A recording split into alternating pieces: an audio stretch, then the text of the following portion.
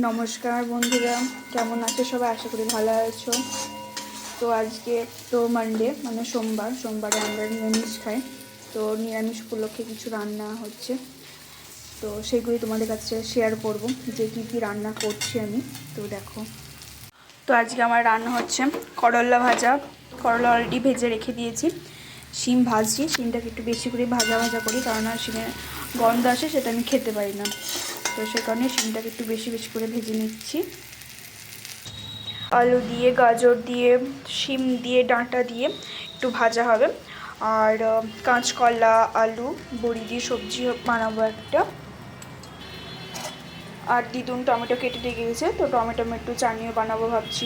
তো কড়াইয়ে আমি আবার তেল দিয়ে দিয়েছি, আর শিম কটা ভেজে তুলেও নিয়েছি। তো এখন একটু টমেটো চাটনিটা করে নেবো, সে কারণে একটু এতে তেলটা গরম হলে একটু সরিষা দিয়ে দেবো, কারণ আমরা সরষে ফোড়নটা বেশি খাই। তো এবার এতে সরষে দিয়ে দিচ্ছি অল্প করে, কারণ টকের ক্ষেত্রে সরষে ফোড়নটা আমরা দিই, আর ওটা বেশি ভালো লাগে। আর টমেটোটা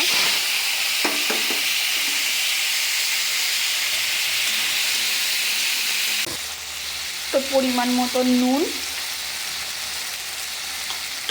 আর পরিমাণ মতন হলুদ দিয়ে দিলাম। এবার নাড়াচাড়া করে ঢাকা দিয়ে দেবো। তো এবার দেখি কতটা হলো টমেটো চাটনিটা। ঢাকা দিয়ে দিয়েছিলাম, এই দেখো কত সুন্দর কালার এসে যাচ্ছে, খুব সুন্দর। তো এবার একটু অল্প করে চিনি দেবো, চিনি দিলেই হয়ে যাবে। তো এবার চিনি দিচ্ছি, কারণ একটু মিষ্টি না, আর টমেটোমের চাটনি বলে কথা, মিষ্টি না হলে ভালো লাগে। তো সে কারণে অল্প পরিমাণ একটু চিনি দিয়ে দিলাম। চিনি দিয়ে নাড়াচাড়া করে নেব, তারপর নামিয়ে নেব ওটাকে। তো টমেটোমের চাটনি রেডি, বাটিতে তুলেও রেখে দিয়েছি। পরিমাণ মতন তেল দিয়ে দিলাম, 5 ফোড়ন দিয়ে দিলাম। আর এবার পরপর সবজিগুলো সব কিছু দিয়ে দেবো।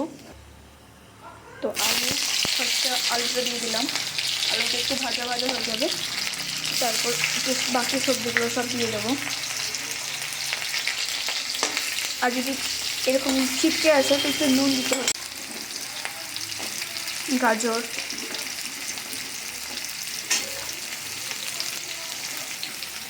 এবার দেবো শিম, এবার দিলাম ফুলকপি,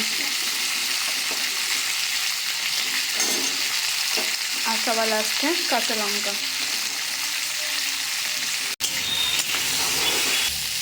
এটা একটু ভাজা ভাজা হোক, একটু নুন আর একটু হলুদ দিয়ে ঢাকা দিয়ে দেবো। তারপরে একটু মশলা দিয়ে দেবো। হ্যাঁ, ডাঁটা কটা বাকি, এবার ঢাকা দিয়ে দেবো। ঢাকা হোক 2 মিনিট মতো, তারপর ঢাকা খুলে মশলা দিয়ে দেবো। তো আমার মশলা রেডি হয়ে গিয়েছে।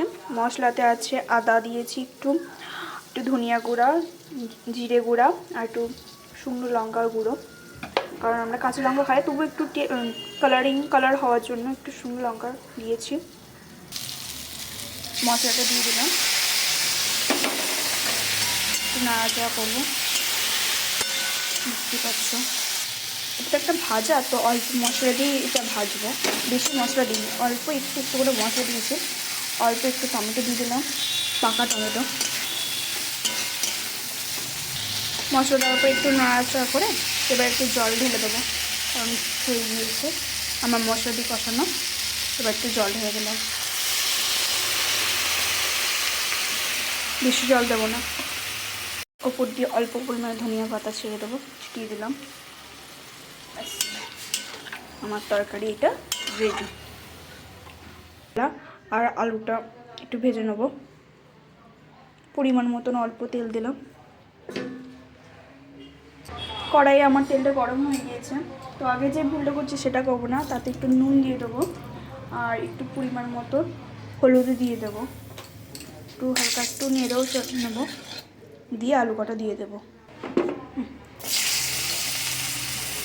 আলু দিয়ে দিলাম, আলু কটা হালকা একটু ভাজা ভাজা হয়ে যাবে, তারপরে কাঁচকলা কটা দেবো। এবার কাঁচকলা কটা দিয়ে দেবো, কারণ এটাও ভাজতে হবে, তো এটাও ভেজে নেবো। কাঁচকলা কটা দিয়ে দিয়েছি, তার আগে তো এটা নুন হলে দিয়ে নিয়েছি একবারে।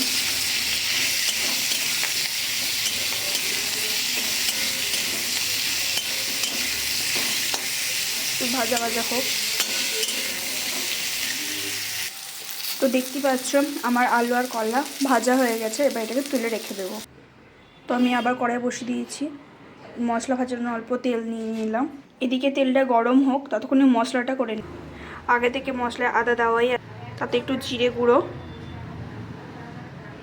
একটু ধনে গুঁড়ো, একটু পরিমাণ মতন হলুদ আর একটু সামান্য নুন, ওতে একটু 5 ফোড়ন দিয়ে দিলাম, আর দিয়ে দিলাম টমেটো। টমেটোটা একটু ভাজা হয়ে যাবে, তারপরে এবার একটু মশলাটা দিয়ে দেবো। মশলাটা দিয়ে দিলাম, তারপর একটু জল দিয়ে দিলাম, কাঁচা লঙ্কা দিয়ে দিলাম, সামান্য পরিমাণ একটু হালকা লঙ্কা গুঁড়ো। মশলাটাকে একটু ভালো করে ভেজে নেব। এতে একটু হালকা একটু চিনি দিয়ে দিলাম, অল্প একটু ধনেপাতা দিয়ে দিচ্ছি। তো আমার মশলা থেকে হালকা হালকা তেল ছেড়ে এসেছে, এবার আমি কলা আর আলুটা দিয়ে দেবো। আগে থেকে কলা ভাজা আলুটা ছিল, ওটা দিয়ে দিলাম, একটু নাড়াচাড়া করে নেব, তারপরে জল ঢেলে দেবো। তো আমার ভালো করে ভাজা কমপ্লিট, এবার আমি জল দিয়ে দিলাম। এটা ঝোল হবে, তো সেখানে জল দিয়ে দিলাম। জল দেওয়া কমপ্লিট, এবার বড়ি কটা দিয়ে দিলাম, আর উপর দিয়ে হালকা পরিমাণে ধনেপাতা ছিটিয়ে দিলাম। তো কমপ্লিট আমার রান্না আজকের মতন। এবার ঢাকাও দিয়ে দিলাম, একটু সিদ্ধ হোক। আমার সবজি রেডি হয়ে গিয়েছে। এতে একটু হালকা একটু গরম মশলা দিয়ে দিয়েছি, গরম মশলা দিয়ে নেড়ে চেড়ে এবার একটু নামিয়ে নেবো, এবার ফুটিয়ে নেবো, তারপর নামিয়ে নেব। বাটিতে ঢেলে রেখে দিয়েছি। তো রান্না হয়ে গিয়েছে কমপ্লিট। ভাতটা হয়নি, ভাতের চালটা ভিজিয়ে রেখে দিয়েছি, একটু পরে হবে ভাতটা। তো আজকে দুপুরের রান্নাগুলো কেমন লাগলো সবাই একটু জানিও। ভালো লাগলে লাইক কমেন্ট শেয়ার করে দিও, আর প্রচুর ভালোবাসা দিও, ফুলের ভালোবাসা দিও আমাকে, যাতে আমি আরও এগিয়ে যেতে পারি আর তোমাদের কাছে নতুন নতুন ভিডিও আমি নিয়ে আসতে পারি। তো আজকের মতন এই পর্যন্ত ভিডিও রান্নার। তো আবার দেখা হবে পরবর্তী ভিডিওতে।